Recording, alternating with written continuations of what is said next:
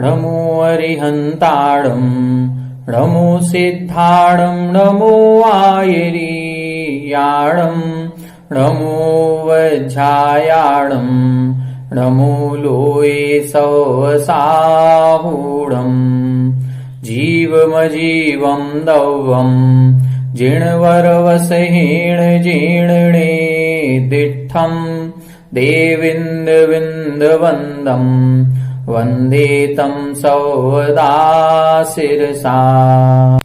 1008 श्री मूलनायक आदिनाथ भगवान की जय। द्वासांग जिनवाणी माता की जय।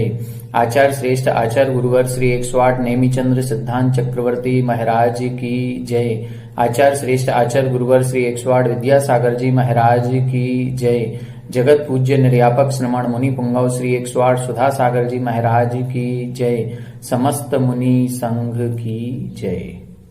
आलोक मोदी स्वाध्याय सुधा यूट्यूब चैनल पर आप सभी दर्शकों का हार्दिक स्वागत, हार्दिक अभिनंदन। श्री बृहद द्रव्य संग्रह जी ग्रंथराज की स्वाध्याय श्रृंखला में हम सभी प्रथम अधिकार को समझ चुके हैं। प्रथम अधिकार में हमने षड्द्रव्य पंचास्तिकाय पर चर्चा की थी। द्वितीय अधिकार हमने पिछली कक्षा में प्रारंभ किया था, जिसमें द्वितीय अधिकार में 7 तत्व और 9 पदार्थों का वर्णन किया जा रहा है। 7 तत्व और 9 पदार्थों का आचार्य नेमीचंद्र स्वामी जी ने कहा कि अब मैं इनका संक्षेप में वर्णन करूंगा। 7 तत्वों में से जीव और अजीव तत्व का वर्णन प्रथम अधिकार में पूरा हुआ। फिर आश्रव तत्व का वर्णन हमने पिछली कक्षा में समझा था। यहाँ पर जो 7 तत्वों का वर्णन किया जाएगा वो 2 प्रकार के भेद रूप से किया जाएगा, जिसमें आश्रव, बंध, संवर, निर्जरा और मोक्ष, इन सभी प्रकार के 5 तत्वों के 2-2 भेद किए गए हैं, भाव रूप से और द्रव्य रूप से। अर्थात भावाश्रव, द्रव्याश्रव, भावबंध, द्रव्यबंध, भाव संवर, द्रव्य संवर, भाव निर्जरा, द्रव्य निर्जरा, भाव मोक्ष और द्रव्य मोक्ष। पिछली कक्षा में हमने आश्रव पर चर्चा की थी। भावाश्रव क्या कहलाता है और द्रव्याश्रव क्या कहलाता है। आत्मा के जिन परिणामों से कर्म आते हैं उन परिणामों को भावाश्रव कहा जाता है। आत्मा के ऐसे परिणाम जो कर्माश्रव में निमित्त होते हैं, जैसे इन्होंने बताया था, वो परिणामों के कितने भेद हैं, तो मिथ्यात्व, अविरति, प्रमाद, कसाय और योग।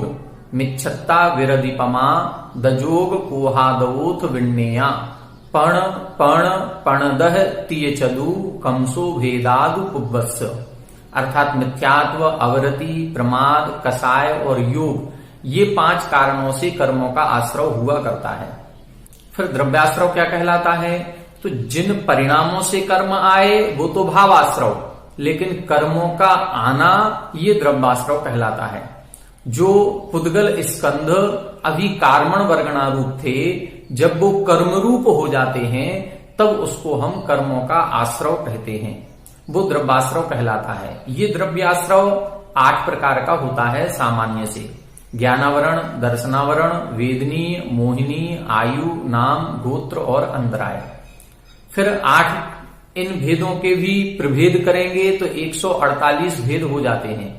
हमने आपको बताया था ज्ञानावरण कर्म के 5 भेद, दर्शनावरण कर्म के 9 भेद, वेदनी कर्म के 2 भेद, मोहिनी कर्म के 28 भेद, आयु कर्म 4 प्रकार का, नाम कर्म 93 प्रकार का, गोत्र कर्म 2 प्रकार का और अंतराय कर्म 5 प्रकार का।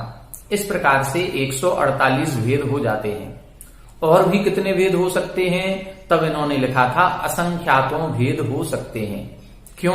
क्योंकि कर्म को आश्रव करने वाले परिणाम असंख्यातों प्रकार के होते हैं। हमारा परिणाम अलग है, आपका परिणाम अलग है, देवों का, नारकियों का, जितने जीव हैं उतने तरह के परिणाम होते हैं।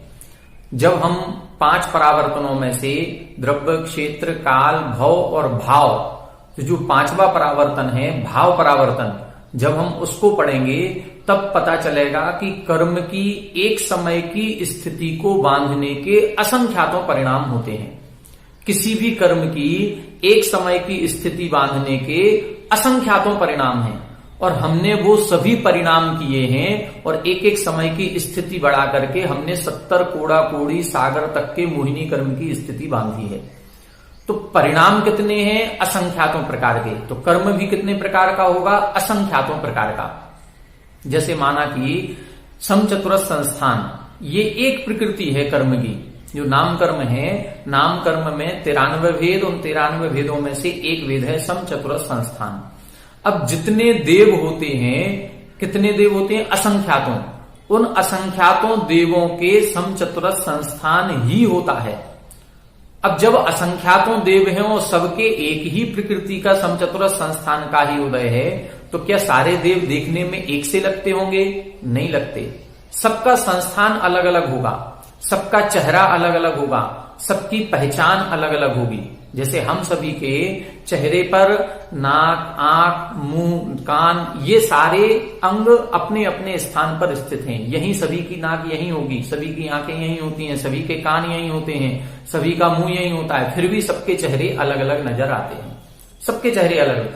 इसी प्रकार से देवों में भी समचतुरस्र संस्थान सबका है और सभी देवों के चेहरे अलग अलग नजर आएंगे। तो एक अकेले समचतुरस्र संस्थान नाम की प्रकृति कितने भेद वाली हो गई? असंख्यातों भेद वाली। इसी प्रकार से ज्ञानावरण कर्म असंख्यातों प्रकार का, दर्शनावरण कर्म असंख्यातों प्रकार का, वेदनी कर्म। अब जितने जीव हैं उन सबका सुख और दुख सबका अलग अलग है। हमारा सुख और आपका सुख एक सा हो ही नहीं सकता, हमारा दुख और आपका दुख एक सा नहीं हो सकता। जितने जीव इस संसार में रहेंगे सभी जीवों का सुख दुख अलग होगा। जबकि कर्म एक है, साता वेदनी। अब साता वेदनी से सुख की प्राप्ति होती है, असाता वेदनी दुख का वेदन कराता है। तो कर्म प्रकृति एक, लेकिन उसके भी भेद प्रभेद करेंगे तो असंख्यातों भेद बनेंगे। अब जिन परिणामों के द्वारा कर्मों का आश्रय होता है, जब वो परिणाम असंख्यातों प्रकार के हैं तो कर्मों की प्रकृतियां भी असंख्यातों प्रकार की होंगी। इसीलिए उन्होंने लिखा अणेय भेयो जिणखादु। ये जो द्रव्याश्रव है ये अनेक भेद वाला होता है और ऐसा जिनेन्द्र भगवान ने कहा है। तो इस प्रकार से हमने भावाश्रव और द्रव्याश्रव को समझा था। ये कहने में दो अलग अलग हैं, लेकिन एक ही समय में दोनों क्रियाएं होती हैं। ऐसा नहीं है कि पहले हम परिणाम करेंगे फिर उसके अगले समय में जाकर के वो कर्मों का आना होगा, ऐसा नहीं होता। जिस समय हम परिणाम करते हैं उसी समय कर्मों का आश्रव हो जाता है। भावाश्रव और द्रव्याश्रव एक समय वर्ती होता है, अगले अगले समय में नहीं है कि इस समय हमने परिणाम किए अगले समय में कर्म का बंध होगा, ऐसा नहीं होता है। एक ही समय में दोनों क्रियाएं एक साथ होती हैं, भावाश्रव और द्रवाश्रव एक साथ होता है। अब आज की कक्षा में हम बंध तत्व पर चर्चा करेंगे। बंध क्या कहलाता है? बंध तत्व के दो भेद, भावबंध और द्रव्य बंध, ये क्या कहलाते हैं? बंध के और भेद कितने होते हैं? प्रकृति बंध, प्रदेश बंध, स्थिति बंध और अनुभाग बंध। इन चारों प्रकार के बंधों पर हम चर्चा करेंगे। आइए पहले गाथा का उच्चारण करें, फिर अपन इसको समझते हैं। बज्झधिकं मम जेणदु, बज्झधिकं मम जेणदु, चेदन भावेण भावबन्धोसो, चेदन भावेण भावबन्धोसो, कम्मादपदेशाणम्, कम्मादपदेशाणम्, अन्योन्यपवेशणम् मिदरो, अन्योन्यपवेशणम् मिदरो। बज्झधिकं मम जेणदु, बज्झधिकं मम जेणदु, चेदन भावेण भावबन्धोसो, चेदन भावेण भावबन्धोसो, कम्मादपदेशाणम्, कम्मादपदेशाणम्, अन्योन्यपवेशणम् मिदरो, अन्योन्यपवेशणम् मिदरो। एक बार आप लोग उच्चारण करें। बज्झधिकं मम जेणदु, चेदन भावेण भावबन्धोसो, कम्मादपदेशाणम्, अन्योन्यपवेशणम् मिदरो। बज्झधिकं मम जेणदु, चेदन भावेण भावबन्धोसो, कम्मादपदेशाणम्, अन्योन्यपवेशनम् इदरो। देखें यहां बता रहे हैं बज्झति कम्मम जीर्णदु चेदन भावेण। जीर्ण चेदन भावेण, जीर्ण यानी जिन, चेदन यानी आत्मा के, भावेण यानी परिणामों से, आत्मा के जिन परिणामों से कम्मम बज्झति कर्म बंधता है। अभी अपन ने आश्रव में क्या देखा था? आसवदी जीर्ण कम्मम परिणामेण अपणो सविण्येयो। अपणो जीर्ण परिणामेण कम्मम आसवदी, वहां आसवदी शब्द का प्रयोग किया था कि आत्मा के जिन परिणामों से कर्म आता है। और यहां कह रहे हैं चेदन जीर्ण परिणामेण, जीर्ण भावेण, आत्मा के जिन भावों से कम्मम बज्झति कर्म बंधता है। कर्मों का आना अलग चीज है, कर्मों का बंधना अलग चीज है। जैसे हमारे घर में कभी कोई मेहमान आता है तो हम दरवाजे पर जाकर के कहते हैं आइए आइए साहब। फिर जैसे ही घर के अंदर प्रवेश करता है तब कहते हैं विराजिए, बैठिए। तो उसका आना ये आश्रव है और बैठना ये बंध है।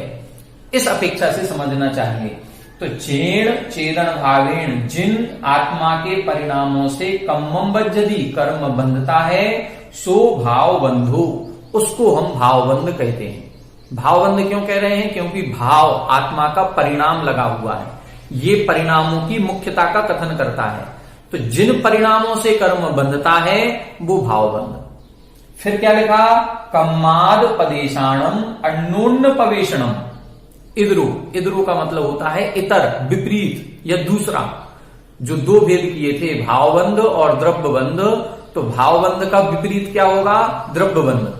तो इदरो यानी दूसरा भेद द्रव्यबंध कहलाता है। क्या कहलाता है? कम्माद पदेशाणम।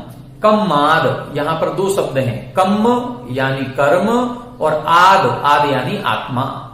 कर्म और आत्मा के पदेशाणम यानी प्रदेशों का अन्योन्य, अन्योन्य पवेशनम, एक दूसरे में प्रवेश हो जाना, अन्योन्य प्रवेश। अन्योन्य प्रवेश का मतलब एक क्षेत्रावगाही हो जाना, एक मेक हो जाना, इसको बोलते हैं अन्योन्य प्रवेश।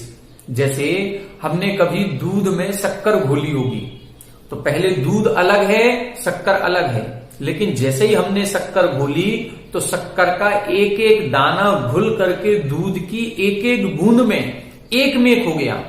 अब हम उस शक्कर को अलग नहीं कर सकते, हम एक एक बूंद से उस शक्कर की मिठास को अलग नहीं कर सकते। सारे दूध में जितनी बूंदें हैं उन सभी बूंदों की मिठास एक सी हो जाएगी। क्यों? क्योंकि वह जो शक्कर है, वह शक्कर के दाने उस दूध में एक मेक हो गए। हमने एक गिलास में पानी लिया और उस पानी में एक चम्मच नमक घोल दिया, तो नमक घोलते ही वो सारा पानी खारा हो जाएगा। पानी की एक एक बूंद में वो नमक का खारापन एक मेक हो गया, एक क्षेत्रावगाही हो गया। इसको बोलते हैं अन्योन्य प्रवेश। इसी प्रकार से जैसे यहां पर पानी अलग था, नमक अलग था, दूध अलग था, शक्कर अलग थी, इसी तरह से यहां पर भी आत्मा के प्रदेश अलग हैं और कर्म के प्रदेश अलग हैं। अब जैसे ही हमने कर्म आश्रव के या कर्म बंध के रूप परिणाम किए, बज्झति कम्मम जीर्णदु, जिन परिणामों से कर्म बंधता है, तो जैसे ही हम वो परिणाम करेंगे, वो परिणाम करते ही वो कर्म के प्रदेश आत्मा के प्रदेशों से एक मेक संबंध स्थापित कर लेते हैं। कर्म कहां बंधता है? कर्म यदि मान लो हम मुंह से बोल रहे हैं, वचन की क्रिया हो रही है, तो क्या मुंह के प्रदेशों में ही यहां कर्मों का आश्रय होगा?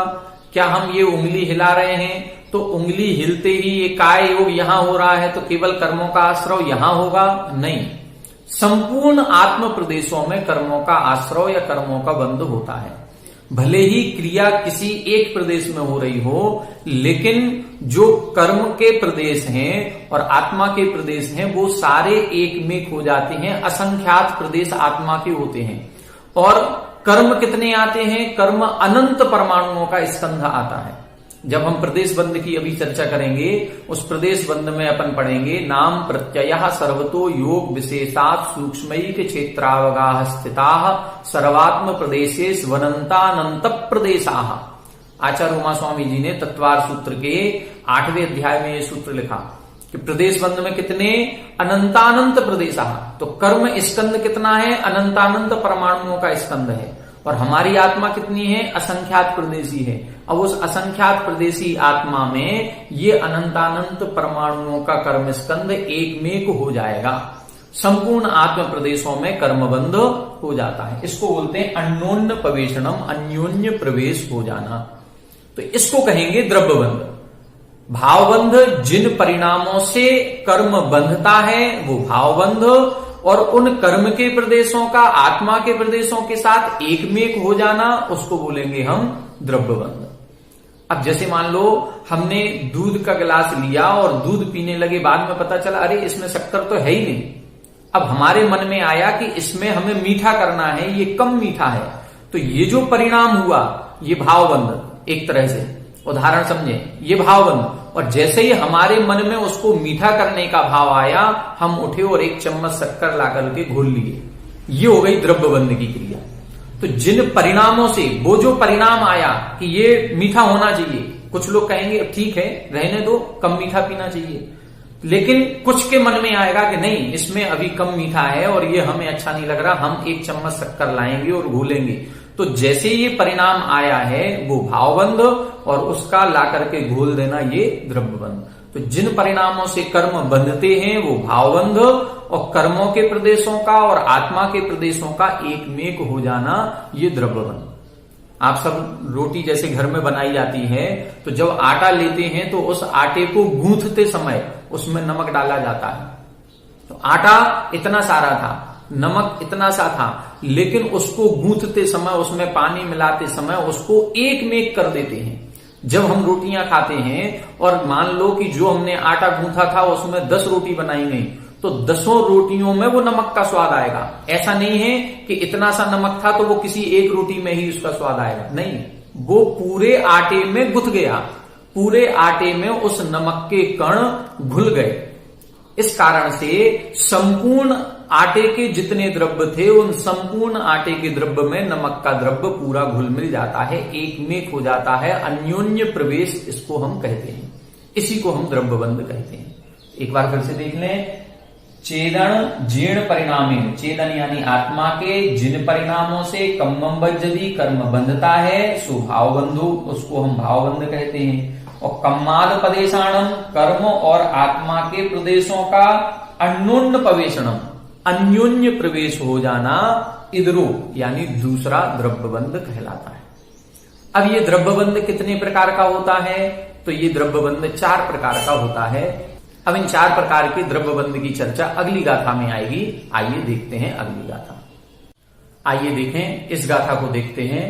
अभी अपन ने पिछली गाथा में समझा था कि बंध 2 प्रकार का है, भावबंध और द्रव्यबंध। आत्मा के जिन परिणामों से कर्म बंधते हैं वो भावबंध है, और कर्मों के प्रदेशों का और आत्मा के प्रदेशों का अन्योन्य प्रवेश हो जाना, एक क्षेत्रावगाही हो जाना, एकमेक हो जाना, इसको हम द्रव्यबंध कहते हैं। अब यहां द्रव्यबंध के भेद बता रहे हैं। पहले गाथा का उच्चारण करें, फिर इसको हम समझेंगे। पैडिठिदि अणुभाग, पैडिठिदि अणुभाग, पदेश भेदादु चतुर्विधो बंधो, पदेश भेदादु चतुर्विधो बंधो, जोगापयडि पदेशा, जोगापयडि पदेशा, ठिदि अणुभागा कसाय दोहोन्ति, ठिदि अणुभागा कसाय दोहोन्ति, पैडिठिदि अणुभाग, पैडिठिदि अणुभाग, पदेश भेदादु चतुर्विधो बंधो, पदेश भेदादु चतुर्विधो बंधो, जोगापयडि पदेशा, जोगापयडि पदेशा, ठिदि अणुभागा कसाय दोहोन्ति, ठिदि अणुभागा कसाय दोहोन्ति। एक बार आप लोग पढ़ें। पैडिठिदि अणुभाग, पदेश भेदादु चतुर्विधो बंधो जोगा पैडि पदेशा ठिदि अनुभागा कसाय दोहन्ति पैडिठिदि अनुभाग पदेश भेदादु चतुर्विधो बंधो जोगा पैडि पदेशा ठिदि अनुभागा कसाय दोहन्ति। देखें, अब यहां द्रव्य बंध के भेद बता रहे हैं। जो कर्म के प्रदेश और आत्मा के प्रदेश एक में होते हैं तो उन कर्म के प्रदेशों में क्या विशेषता आती है। तो उन कर्म के प्रदेशों में 4 प्रकार का बंध हो जाता है। देखें, पैडी यानी प्रकृति, पैडी यानी प्रकृति, ठिदि का मतलब होता है स्थिति। ये प्राकृत है, अपन जब उसको हिंदी या संस्कृत में बनाएंगे तो टिठिदि का मतलब क्या हो जाएगा, स्थिति। पैडी का मतलब प्रकृति। अनुभाग फिर पदेश यानी प्रदेश। दुभेदा चतुर्विधो बंधो, इन चारों के भेद से जो बंध है चतुर्विधो यानी 4 प्रकार का होता है। पैडी यानी प्रकृति, ठिदि यानी स्थिति, अणुभाग यानी अनुभाग और पदेश यानी प्रदेश। इनके भेद से बंधो चतुर्विधो, अर्थात बंध 4 भेद वाला होता है, 4 प्रकार का होता है। मतलब प्रकृति बंध, स्थिति बंध, अनुभाग बंध और प्रदेश बंध। अब इन चारों में से जोगा पैडी पदेशा, जो योग होता है, मन योग, वचन योग, काय योग। योग किसे कहते हैं, काय वांग मनः कर्म योगा। मन, वचन और काय, इनकी प्रवृत्ति पूर्वक जो आत्म प्रदेशों में परिस्पंदन होता है उसे हम योग कहते हैं। मन के निमित्त से यदि आत्म प्रदेशों में परिस्पंदन होगा तो उसे हम मन योग कहेंगे। वचन के निमित्त से आत्म प्रदेशों में परिस्पंदन होना, ये वचन योग है। और शरीर या काय के निमित्त से आत्म प्रदेशों में परिस्पंदन होना, उसे हम काय योग कहते हैं। तो योगा पैडी पदेशा, जब हमारे मन वचन काय की चंचलता होती है या मन वचन काय की क्रिया होती है तो उस क्रिया से 2 प्रकार का बंध होता है, पैडी पदेशा, प्रकृति बंध और प्रदेश बंध। जो कर्म बंध होता है उस कर्म बंध के 4 भेद किए, प्रकृति, प्रदेश, स्थिति, अनुभाग। तो प्रकृति और प्रदेश बंध किससे होगा, योग से। फिर लिखा ठिदि अनुभागा, स्थिति बंध और अनुभाग बंध। ये किससे होता है, कसाय दोहन्ति, ये कसाय से होता है। कसाय कौन सी, क्रोध, मान, माया, लोभ, ये 4 प्रकार की कसाय हैं। इनको हम विस्तारित करते हैं तो 25 कसाय के भेद बन जाते हैं। 4 अनंतानुबंधी क्रोध मान माया लोभ, 4 अप्रत्याख्यानावरण क्रोध मान माया लोभ, 4 प्रत्याख्यानावरण क्रोध मान माया लोभ, 4 संजुलन क्रोध मान माया लोभ। और 9 कसाय होती हैं, हास्य रत्य रति, शोक, भय, जुगुप्सा, स्त्रीवेद, पुरुषवेद, नपुंसकवेद।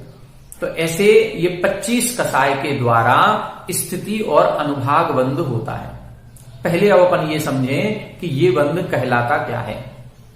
बंध को ऐसे समझें कि जैसे ही हमने परिणाम किए, कौन से परिणाम किए, मिथ्यात्व के, अविरति के, कसाय के, प्रमाद के, जो भी हमारे परिणाम हुए, उन परिणामों से कर्म, जो कार्मर वर्गणा सभी पूरे तीनों लोकों में भरी पड़ी है, या जो कार्मर वर्गणा अभी हमारे आत्म प्रदेशों के ऊपरी पटल पर चिपकी हुई है, जो अभी कर्म रूप नहीं हुई, अभी कार्मण वर्गणा रूप पौद्गलिक ही है। जैसे ही हमने परिणाम किए तो परिणाम करते ही वही कर्म स्कंध जो अभी आत्म प्रदेशों के ऊपरी पटल पर था, सबसे पहले वही कर्म रूप परिवर्तित होता है। ऐसे कार्मण वर्गणाओं को विस्र सोपचय कहा जाता है, उम्मीदवार कहा जाता है। जैसे कई बार रेलवे लाइन में, रेलवे की जो टिकट विंडो होती है, उस टिकट विंडो पर हम लाइन लगा करके खड़े हैं। अब क्या होगा, जिसका नंबर जो सबसे आगे खड़ा होगा उसका नंबर सबसे पहले आएगा। जैसे ही उसको टिकट मिल जाएगी, अब दूसरे नंबर वाला आगे पहुंच जाएगा, अब उसको टिकट मिलेगी। वो अलग होगा तो फिर आगे तीसरा पहुंच जाएगा।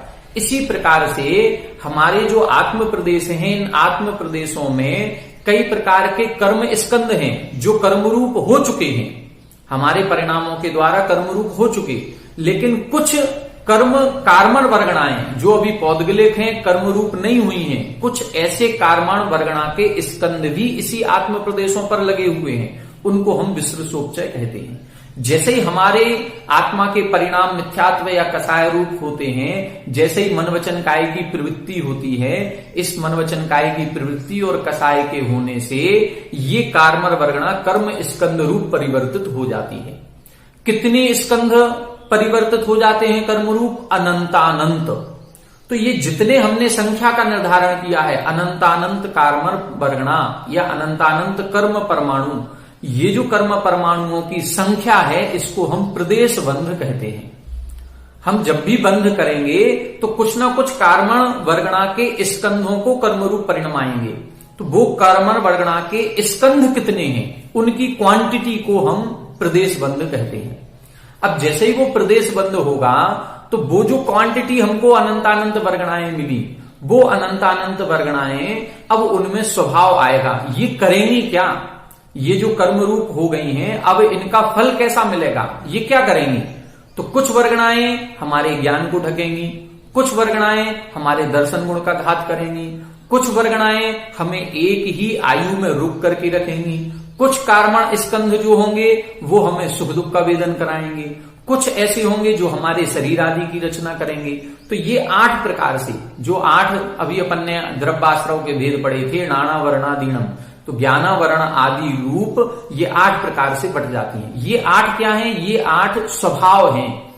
उन कर्म स्कंधों में ये 8 प्रकार का स्वभाव पड़ेगा कि ये जो हमने प्रदेश बंध किया है, जो परमाणु लिए हैं, ये परमाणु करेंगे क्या?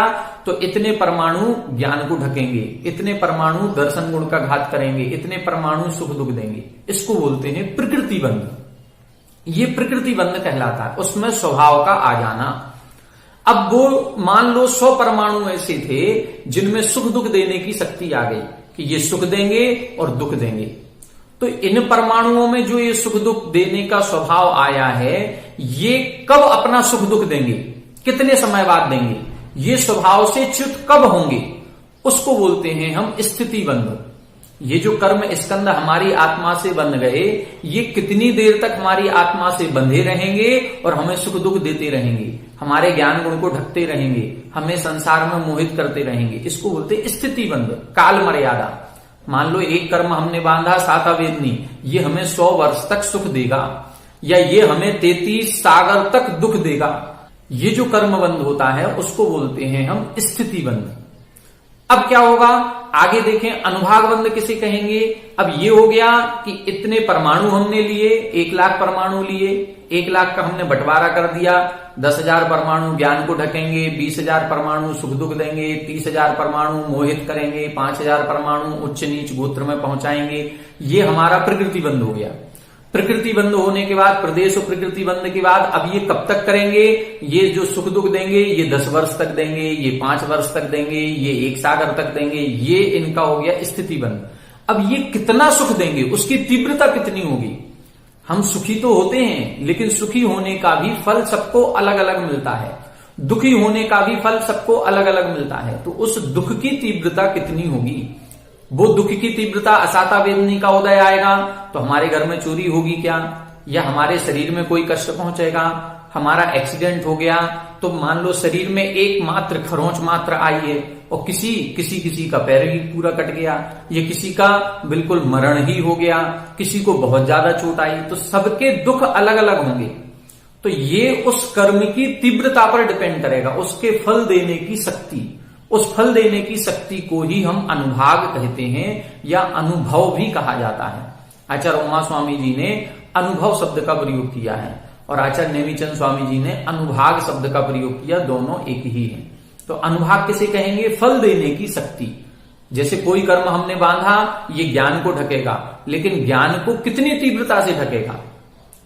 कई तरह के होंगे। कुछ ऐसे बच्चे होते हैं जिनको याद नहीं होता, कुछ लोगों को याद हो जाता है, वो भूल जाते हैं, कुछ लोगों को अपनी विस्मृति ही पूरी हो जाती है, जो मतलब अपना कुछ भी याद नहीं रहता, जिसको हम बोलते हैं एबनॉर्मल, या जो विक्षिप्त हो जाते हैं, कुछ पागल जैसे होते हैं, जिनको कुछ भी पता नहीं कि हम कौन हैं, कहाँ रह रहे हैं, कैसे हैं, सड़क पर घूम रहे हैं, क्या कर। तो ये ज्ञान गुण की तीव्रता, कि उस ज्ञानावरण कर्म ने हमारे ज्ञान गुण को ढका है, तो कितनी तीव्रता से ढका है, उसको बोलते हैं हम ये अनुभाग बंध। तो 4 प्रकार का बंध होगा, प्रकृति बंध, प्रदेश बंध, स्थिति बंध और अनुभाग बंध। प्रदेश बंध क्वांटिटी को कहते हैं, कितने प्रदेशों को हमने ग्रहण किया, परमाणुओं की संख्या, उसको हम प्रदेश बंध कहेंगे। प्रकृति बंध स्वभाव को बोलते हैं, उस स्वभाव से च्युत नहीं होना, वो स्थिति बंध है। स्वभाव 8 प्रकार का, जो 8 प्रकार के मूल कर्म हैं, वो 8 प्रकार का स्वभाव माना जाता है। इसके लिए एक उदाहरण शास्त्रों में जो दिया जाता है, जैसे बकरी का दूध होता है, गाय का दूध होता है, भैंस का दूध होता है, ऊंटनी का दूध होता है। तो ये दूध सभी हैं, लेकिन इन दूध में मीठापन जो होता है ना, वो मीठेपन से च्युत नहीं होना। जैसे हम गाय का दूध लेकर के आएंगे और गाय के दूध को यदि हम गर्म नहीं करें, जैसा हमने निकाला वैसा का वैसा रखा रहे, तो 4 घंटे तक तो सही रहेगा, लेकिन 4 घंटे बाद अब यदि हम गर्म करेंगे तो फट जाएगा वो, मतलब वो अपने स्वभाव से च्युत हो गया। तो 4 घंटे तक की उसकी मर्यादा है, उसको प्रकृति, उसका माधुर्य स्वभाव है, ये प्रकृति बंध कहलाएगा, मीठा है। अब मीठेपन में भी भेद होता है, बकरी का दूध अलग मीठा होगा, गाय का दूध अलग मीठा होगा, भैंस के दूध की माधुर्यता अलग होगी, ऊंटनी के दूध की माधुर्य अलग होगी, ये मिठास अलग अलग होगी। अब मिठास कैसे महसूस करें, जैसे कई बार कई लोगों की आदत होती है जो कच्चा दूध पीते हैं, या कई लोग बिना शक्कर का दूध पीते हैं, तो उस दूध की भी एक अपनी मिठास है, तो वो सभी के दूध में अलग अलग मिठास होगी। ये अलग अलग मिठास होना ये प्रकृति बंध हो गया। वो अपनी मिठास को कब तक बना करके रखेगा, तब कब तक वो खट्टा नहीं आएगा। हमने गर्म कर लिया तो उसकी मर्यादा बढ़ गई, 24 घंटे की हो गई, लेकिन यदि हमने उस 24 घंटे में भी दोबारा गर्म नहीं किया तो वो फटने लग जाएगा, उसमें गंध आने लग जाएगी, खट्टापन आने लग जाएगा। तो इनकी सबकी अलग अलग है। बकरी का दूध 2 घंटे में खट्टापन आ जाएगा गर्म नहीं करेंगे तो, गाय के दूध में 4 घंटे में आएगा, भैंस के दूध में 5 घंटे में आएगा, ऊँटनी का दूध और थोड़ा सा लंबा रखा जा सकता है। ये इसको बोलते हैं स्थिति बंध, स्वभाव में से च्युत नहीं होना। अनुभाग बंध, अनुभाग बंध का मतलब है फल देने की शक्ति, उसकी पौष्टिकता।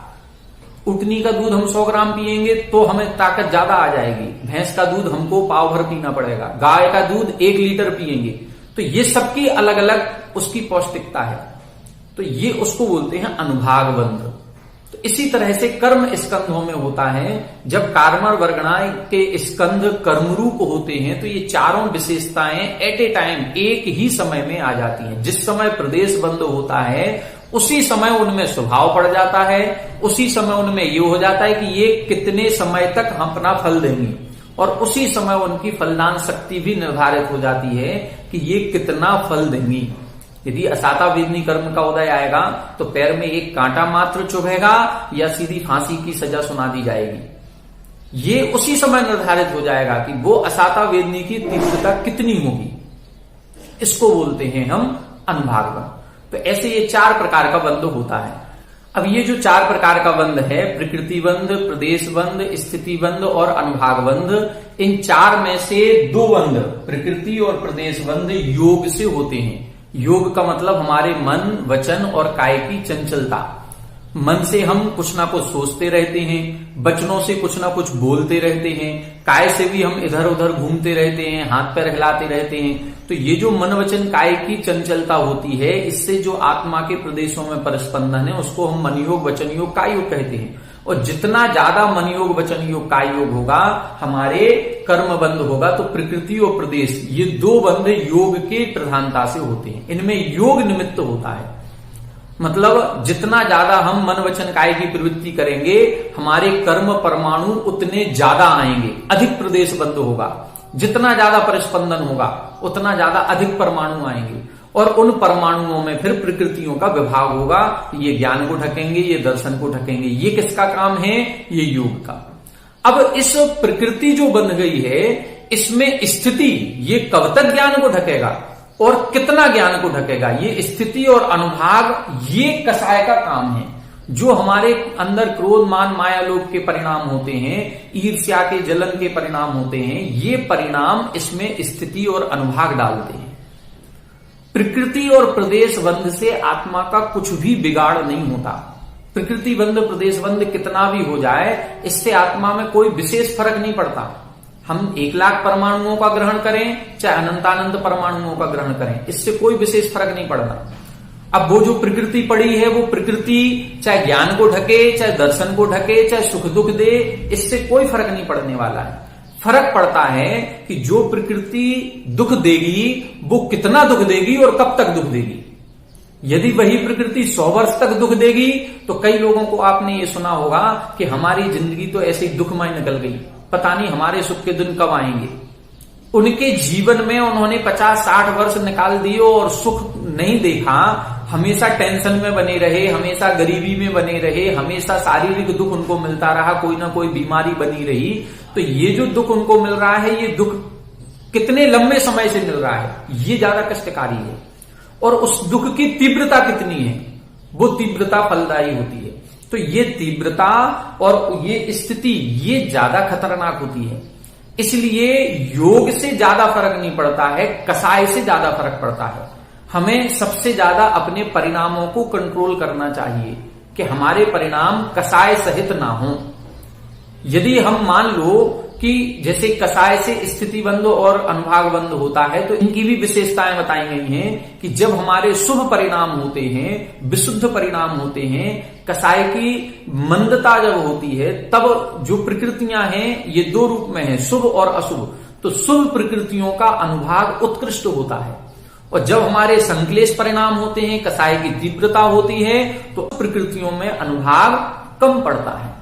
तो ये सबकी विशेषताएं हैं। अब माना कि हम लोग मंदिर में पूजा करने गए हैं और पूजन करते समय हमारा मन योग, वचन योग, काय योग, तीनों योगों से हम मंदिर में भक्ति भाव में ही लगे हुए हैं, लेकिन अंतरंग में कसाय यदि हमारी चल रही है, हम वो मंदिर में गए क्यों?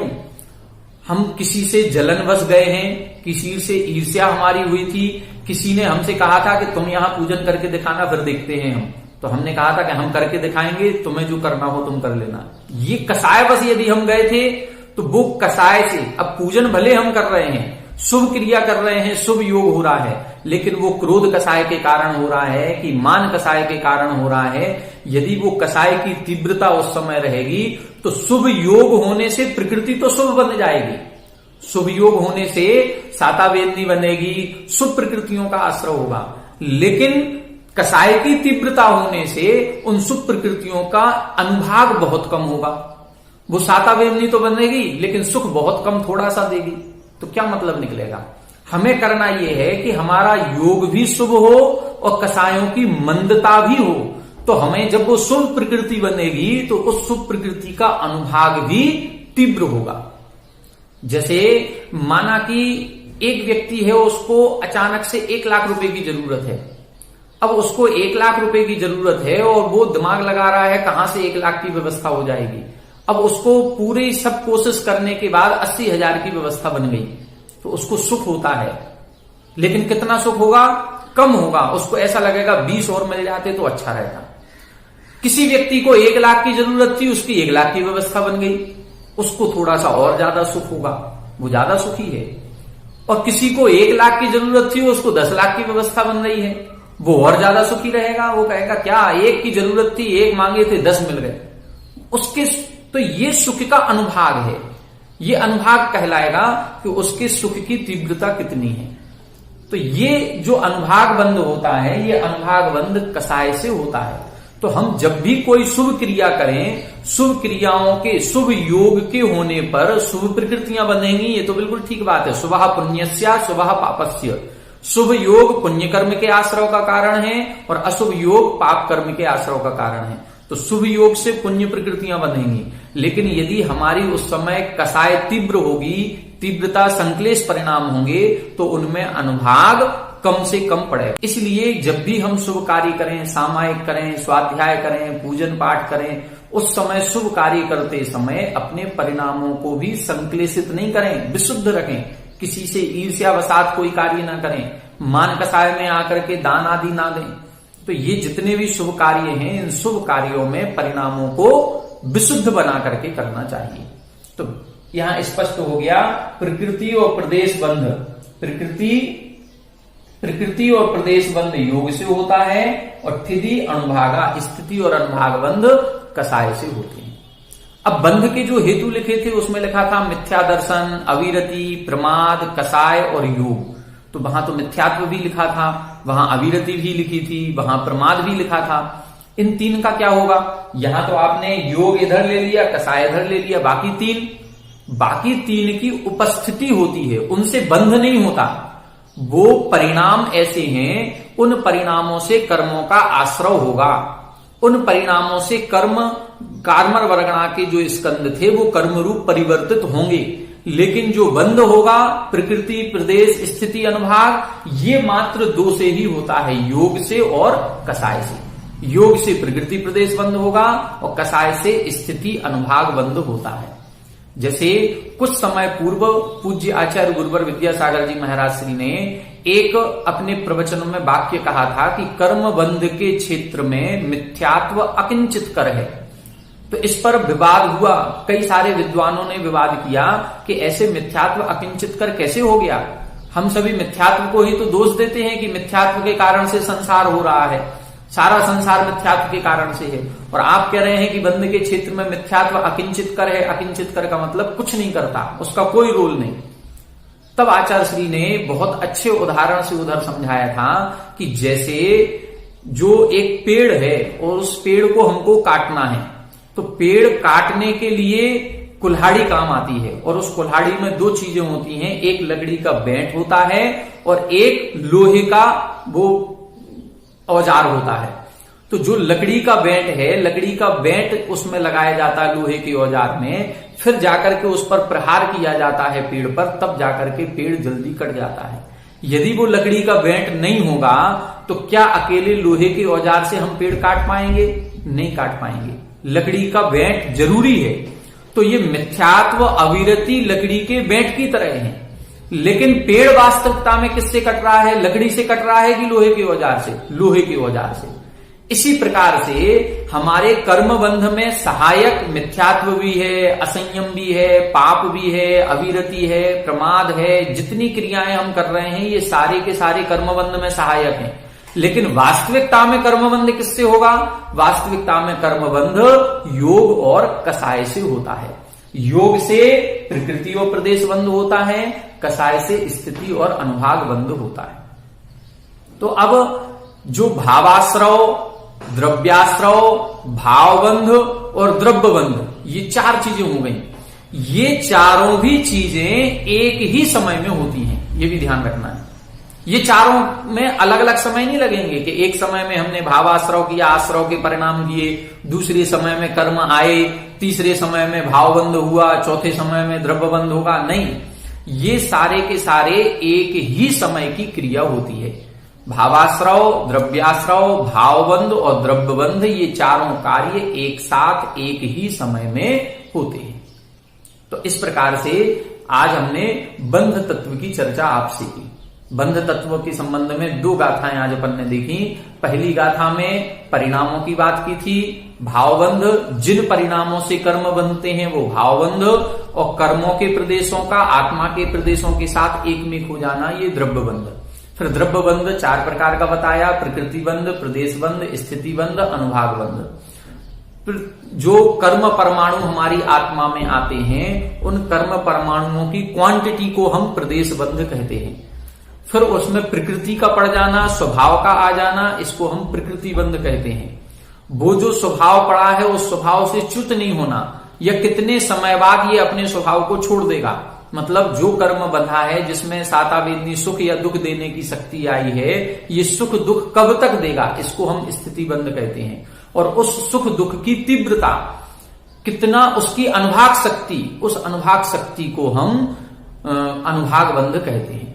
तो इस प्रकार से चार प्रकार का बंध होता है। इन चार प्रकार के बंध में मन वचन काय की जो प्रवृत्ति होती है उससे प्रकृति प्रदेश बंध होता है, और जो आत्मा के परिणाम होते हैं, जो कसाय सहित परिणाम है, उन कसाय सहित परिणामों से स्थिति और अनुभाग बंध होता है। इस प्रकार से आज बंध तत्व की हमने चर्चा की। कल की कक्षा में अपन संवर तत्व पर चर्चा करेंगे। आप सभी हमारे साथ बने रहें। सभी को जय।